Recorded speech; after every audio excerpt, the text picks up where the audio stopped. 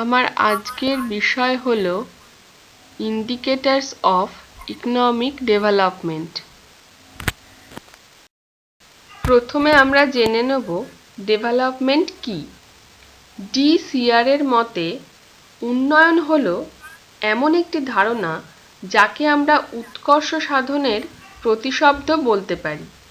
আবার ওয়ার্ল্ড ব্যাংকের সংজ্ঞা অনুযায়ী উন্নয়ন হলো কোনো দেশের অর্থনীতির পুনর্গঠন ও গুণগত পরিবর্তন, সামাজিক ও প্রযুক্তিগত অগ্রগতির সাথে সম্পর্কিত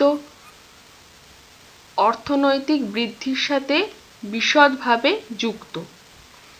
ডাইমেনশন অফ ডেভেলপমেন্ট। ইকোনমিক ডাইমেনশনগুলো কি?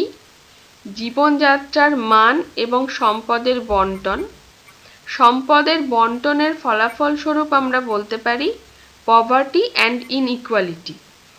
আবার সামাজিক ডাইমেনশনের মধ্যে আসবে স্বাস্থ্য, শিক্ষা ও সামাজিক প্রতিরক্ষা, এবং পলিটিক্যাল বা রাজনৈতিক ডাইমেনশনের মধ্যে আসবে স্বাধীনতা, মানবাধিকার, গণতন্ত্র ইত্যাদি। অর্থনৈতিক উন্নয়ন কি? সাধারণ ধারণা অনুযায়ী বলা যায় অর্থনৈতিক উন্নয়ন হলো পরিমাপযোগ্য এবং গুণগত পরিবর্তন, যে পরিবর্তনটি সাধারণত ধনাত্মক হলেই উন্নয়নকে নির্দেশ করতে পারে। বিভিন্ন অর্থনীতিবিদ তাদের বিভিন্ন দৃষ্টিভঙ্গি থেকে ইকোনমিক ডেভেলপমেন্টের অনেক রকম সংজ্ঞা দিয়েছেন। বিভিন্ন রকম সংজ্ঞার মধ্যে আমি কিছু সংজ্ঞা এখানে বলেছি। যেমন জিরমাইয়ের মতে উন্নয়ন হলো অর্থনৈতিক কাঠামোর গুণগত পরিবর্তন।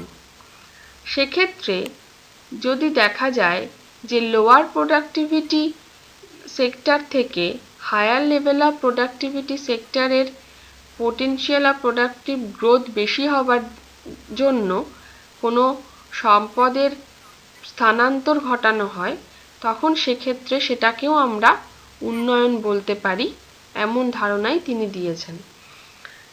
বাওয়ারের মতে মানুষের ব্যবহার বা আচরণের আধুনিকতাই ইকোনমিক ডেভেলপমেন্ট তা নয়, রাজনৈতিক স্বাধীনতা অর্জন এবং বৃহৎ মাপের শিল্পায়নও ইকোনমিক ডেভেলপমেন্ট। অপরদিকে অমর্ত্য সেনের মতে অর্থনৈতিক উন্নয়নের পদ্ধতি বৃহৎ রূপে খাদ্য সংস্থান, পোশাক, বাসস্থান, ঔষধ, শিক্ষা, সুযোগ সুবিধার মধ্যেই সীমাবদ্ধ নয়। অর্থনীতির গঠনের পরিবর্তনের গুরুত্ব নিঃসন্দেহে অর্থনৈতিক বৃদ্ধির সাথে সম্পর্কিত। অর্থনৈতিক উন্নয়নের সূচক। অর্থনৈতিক উন্নয়ন পরিমাপের জন্য বিভিন্ন সূচক ব্যবহার করা হয়ে থাকে।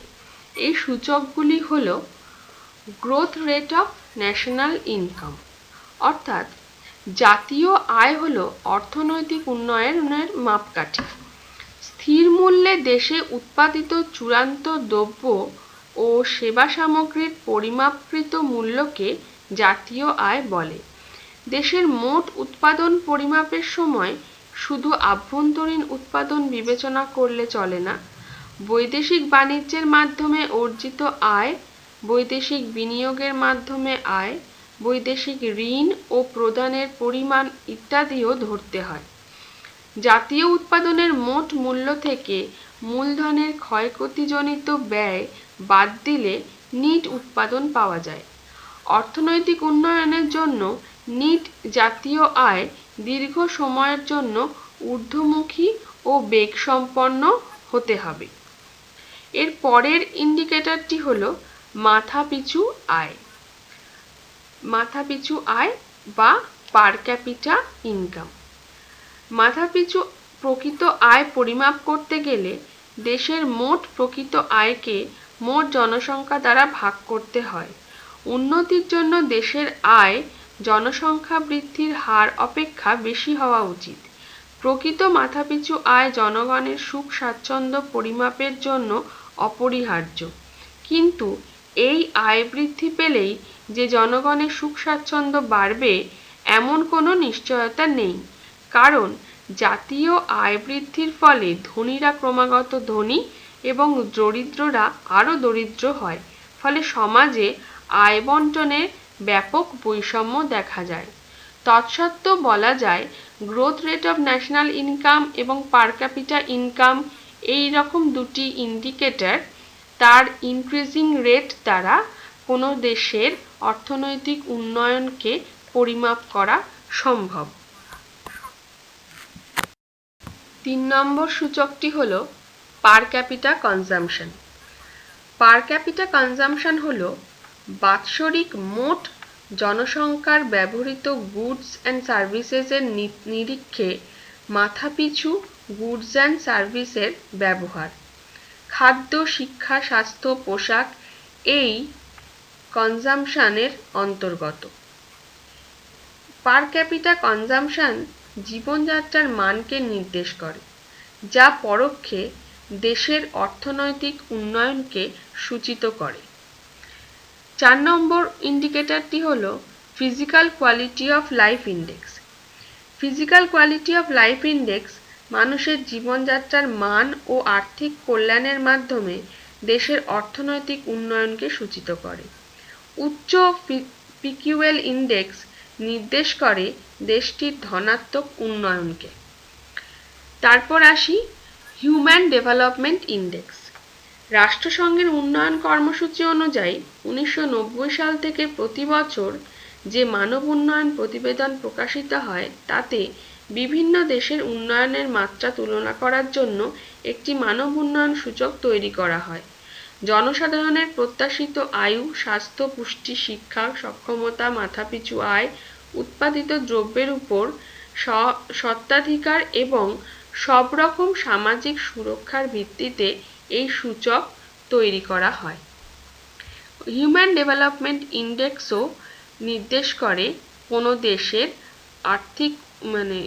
অর্থনৈতিক উন্নয়ন কতটা, বা সেই দেশের মানুষের জীবনযাত্রার মানের সাথে এই মানব উন্নয়ন সূচকটি সম্পর্কিত হয়েই সেই দেশের অর্থনৈতিক উন্নয়নের লেভেলটিকে নির্দেশ করে থাকে। অপর ইন্ডিকেটরটি হলো ইন্ডাস্ট্রিয়াল প্রোগ্রেস। শিল্পের প্রগতি বা বিকাশ কোনো দেশের অর্থনৈতিক উন্নতিকেই নির্দেশ করে থাকে। পরবর্তী ইন্ডিকেটরটি হলো ক্যাপিটাল ফর্মেশন, অর্থাৎ কোনো দেশের কর্মক্ষম মানব সম্পদের সঠিক ব্যবহার বা efficient utilization of the available and human resource of a country, এটাই ক্যাপিটাল ফর্মেশনের অন্তর্গত। এটার মধ্যে আমরা transport, irrigation, roads, electricity, technology ইত্যাদিকে অন্তর্ভুক্ত করতে পারি।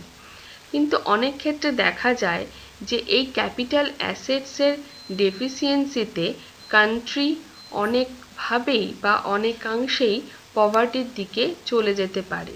তাই আমরা বলতে পারি higher capital information indicates higher economic development.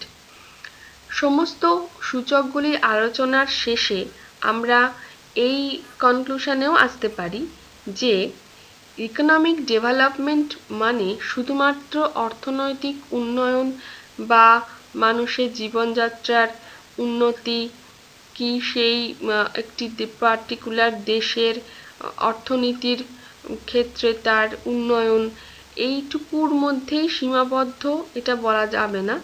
এর সাথে সম্পর্কিত সামাজিক বা ইনস্টিটিউশনাল মেকানিজম যেগুলো একটা বৃহৎ স্কেলের উন্নয়ন ঘটাতে পারে সেই দেশের মাস পপুলেশনের মধ্যে, তাকেও আমরা অর্থনৈতিক উন্নয়নের সংজ্ঞা হিসেবে আলোচনা বা সংজ্ঞা হিসেবে দাবি করতে পারি। Thank you.